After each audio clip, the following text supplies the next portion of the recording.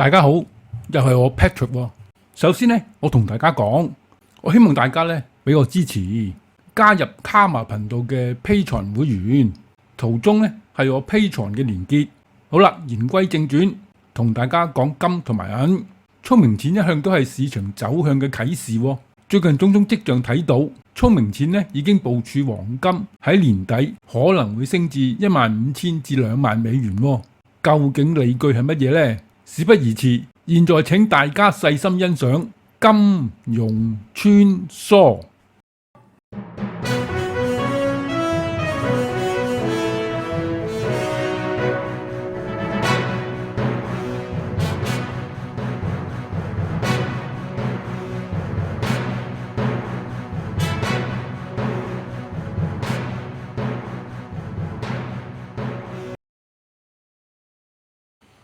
截至2月28號各項指數嘅印記，道指報48977點，標指報6878點，納指報22668點，黃金報5280美元，白銀報93.91美元，鉑金報2371美元，美匯指數報97.67。喺10年前呢，大約需要1200美元先至可以買到1安士嘅黃金嘅。5年前呢，大約需要2000美元呢先至可以買到1安士黃金喎。而到現在，購買1安士嘅黃金呢係需要超過5000美元嘅。但呢個並不能說明黃金本身嘅價值。相反，金價嘅上漲呢係反映咗美元貶值得幾咁嚴重。而且不要指望美元貶值嘅趨勢會逆轉喎。隨着美國政府債務總額飆升至39兆美元甚至更高，償還呢啲債務所需嘅新增美元數量呢將持續增加嘅。最近私募信貸市場正響起警號，軟件股呢就已經下跌多過30%啦。市場呢正一步步走向股災。分析認為解決美國債務呢係當務之急嚟嘅。究竟如何有效地解決呢個美國債務呢？大家睇落去就知道噶啦。喺呢個2023年底呢，金銀比係超過80:1嘅。歷史上呢個水平呢，通常表明白銀相對黃金被低估嘅。白銀價格呢喺2025年底呢飆升約148%，並在2026年1月繼續走高，最終呢就達到每安士121.62美元嘅歷史新高。與此同時呢，喺呢個2月24號，金銀比價格呢已經大幅收窄，黃金交易價格接近每安士5200美元，白銀價格呢約為每安士88.33美元。呢個使得金銀比回落至58:1，黃金同白銀之間呢極端嘅估值呢已經回歸到長期嘅平均水平。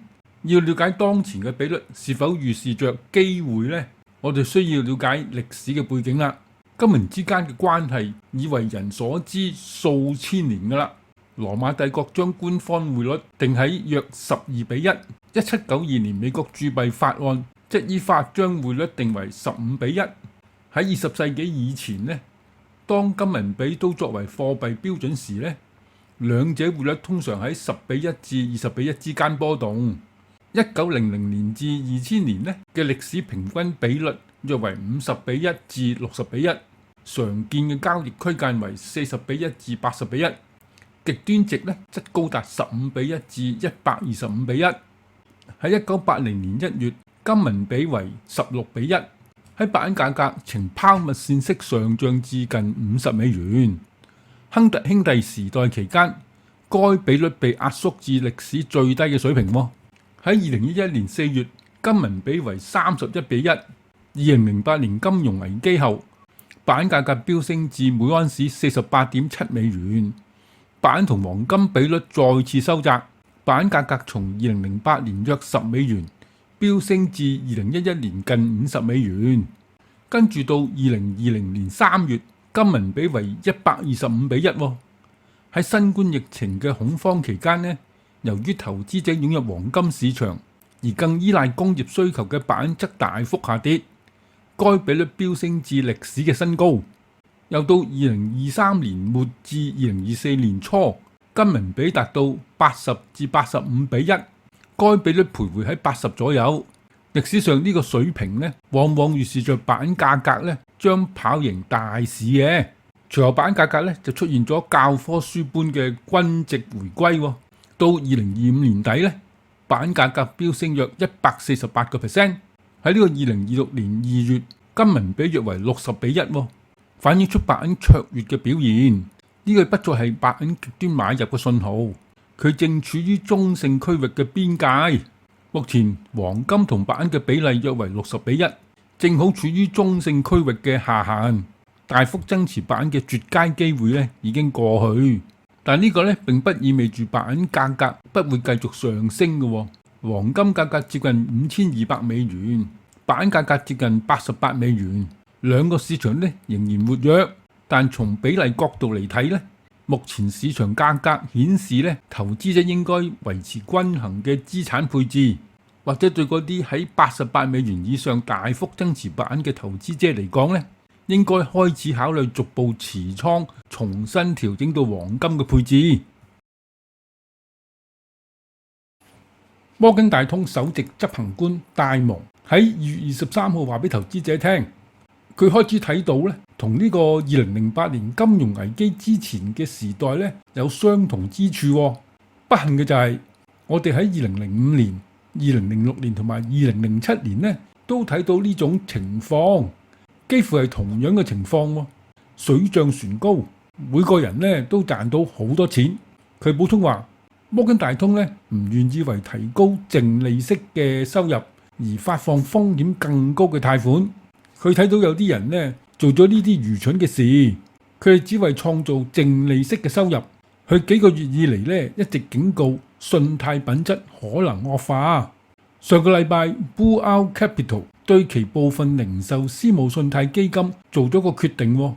由於近幾個月咧，公司面臨投資者越嚟越多贖回嘅請求，部分原因呢係由於人工智慧快速嘅發展，投資者擔心該公司對軟件公司風險嘅敞口。呢個禮拜 Blue Owl Capital 宣布咧將永久限制投資者將不再能夠按季贖回佢哋嘅投資，而係該公司咧將喺未來幾季同埋幾年內咧，隨着資產嘅出售，分階段向投資者發還呢個資本。總言之，就係有拖冇欠。呢個就係戴蒙所講嘅私募信貸危機進一步惡化啦。如果你投資呢種風險程度咧，簡直係愚蠢至極。大多數投資者咧，只有付出慘痛代價才能明白嘅。我相信私募信貸危機將會影響銀行業噶啦，咁樣股災嘅風險咧就越嚟越高。如果你睇到呢度，你仲未訂閱嘅話呢，請你訂閱，按下個鐘仔，呢個代表呢，你俾我支持喎。請俾我點讚同埋分享呢條片俾你嘅朋友，咁樣可以令到更多嘅人呢睇到我嘅片。多謝大家支持。瑞銀財富管理投資總監辦公室 CIO 最新指出3大支撐黃金嘅因素。首先係地緣政治嘅風險可能持續高企，鑑於美國總統特朗普嘅外交政策，地緣政治不確定性不太可能降低嘅。即使未必對全球市場產生持久嘅影響，但可能會引發暫時市場嘅波動，從而支撐對黃金等投資組合對沖工具嘅需求。其次係聯儲局寬鬆政策估計持續支撐黃金嘅，該行預計聯儲局將喺9月底前減息2次，每次減0.25厘。最後黃金需求預計將進一步增加嘅。第三點就係黃金供應卻停滯不前。基於上述因素，該行維持對黃金睇升嘅觀點，並將其視為有效嘅投資組合多元化嘅工具，有助於對沖一系列市場同埋經濟嘅風險。建議投資者可以考慮多元化投資組合中嘅配置黃金比例。儘管黃金對近期地緣政治緊張局勢升級反應係相對平淡嘅，但認為金價仍有上漲嘅空間。預計未來幾個月金價將達到$6200，因支撐金價強勁上漲關鍵因素仍然存在。跟住嘅係更爆嘅分析，有跡象黃金喺年底會升至15000至20000美元。芝加哥商品交易所 CME 數據顯示，近期出現咗一大批喺2026年12月到期 COMEX 黃金買入嘅期權，目標價位區間為15000至2萬美元。據報道，該交易建倉成本約為330萬美元。如果金價喺年底前達到2萬美元呢，潛在收益將達到55億美元，回報率高達1667倍。黃金價格達到每盎司2萬美元呢，將係遠超當前價格嘅驚人漲幅。但喺極端情況下呢，並非不可能，可能因為呢美元大幅貶值、貨幣政策重新大轉變，或全球投資者拋售風險資產，都可能導致貴金屬價格出現劇烈嘅波動。儘管如此，呢筆選擇期權交易並不能證明金價即將重估嘅，如需更客觀地了解黃金價格嘅實際走勢。如果你管理住數億美元甚至數十億美元嘅資產，撥出330萬美元嚟防範極端系統性嘅風險並不罕見。事實上，呢次審慎嘅做法，佢哋可能防範咩風險呢？第一，美元快速嘅貶值；第二呢，財務不穩定或貨幣嘅衝擊；第三，不斷升級嘅地緣政治衝擊；第四，全球避險浪潮湧向黃金白銀；第五，一場始料不及嘅黑天鵝事件。歷史上呢，黃金一直被視為應對系統性壓力嘅避險工具，構建風險可控嘅選擇權交易體系既能讓基金維持核心嘅部位，也能防範黃金價格極端上漲嘅風險。最重要結論就係，無論呢筆選擇權交易多麼劇烈，都不能改變黃金價格根本嘅驅動因素嘅。黃金長期走勢係取決於以下嘅因素嘅：第一，貨幣政策對實質嘅利率；第二，財政赤字同埋債務可持續性；第三，央行嘅累積；第四，貨幣嘅趨勢；第五，地緣政治嘅穩定性。咁呢筆交易或許引人注目嘅，但並不能否定嚴謹嘅資產配置嘅策略。你又是否會相信2萬美元重估即將到嚟呢？如果美國儲備嘅黃金真係要重估，咁個價值應該係幾多呢？美國聯邦債務如今已超過38兆美元啦。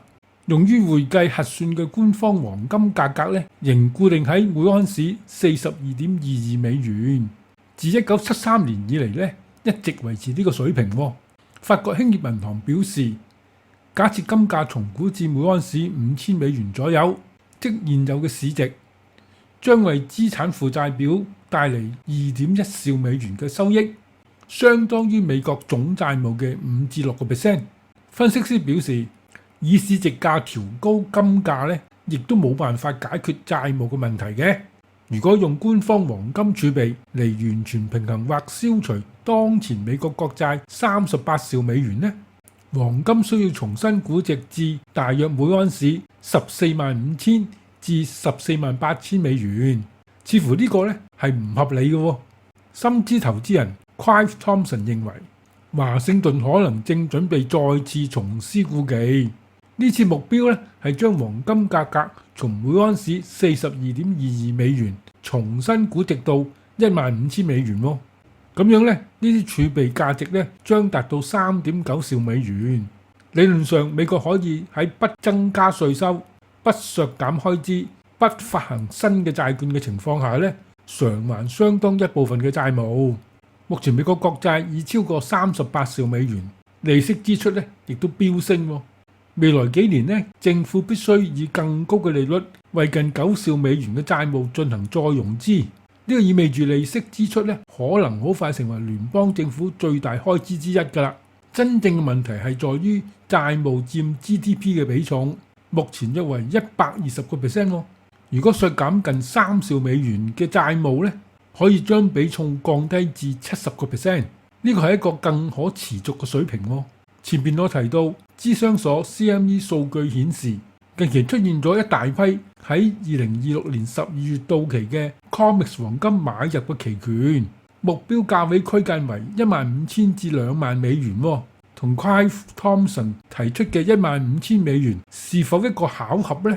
或係聰明錢已經部署好，黃金儲備將喺年底重估$15,000至$20,000。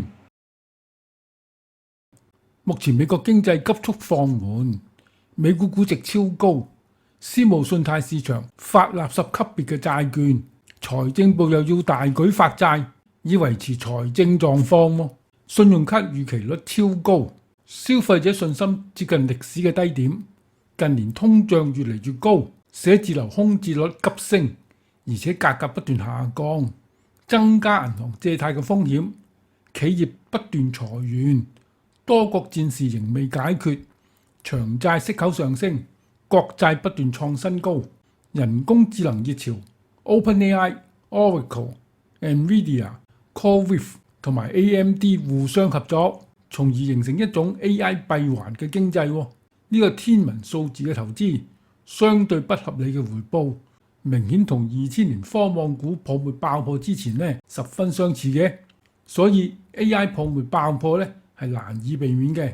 市場估計喺2026年再減息1厘。我用以上基本面分析，我對經濟前景並不樂觀。我估計喺2026年美元繼續貶值嘅，滯脹風險為60%，滯脹會引致股災，股災又會引致經濟衰退，經濟衰退又會引致滯脹。以上危機疊加嘅情況之下我相信經濟衰退、股災甚至滯脹最有可能喺2026年上半年某個時間發生嘅，到時就會出現我所講嘅融化。我預計黃金白銀將跟隨股市先下跌，然後黃金白銀就從低位反彈並進入大牛市，黃金會升至$13,796，白銀會升至$433。片尾有呢個連結嘅，我會解釋如何估算到呢個黃金白銀價嘅，歡迎大家去睇下。不過最後都係我嗰句，變幻才是永恆，咁大家就要拭目以待啦。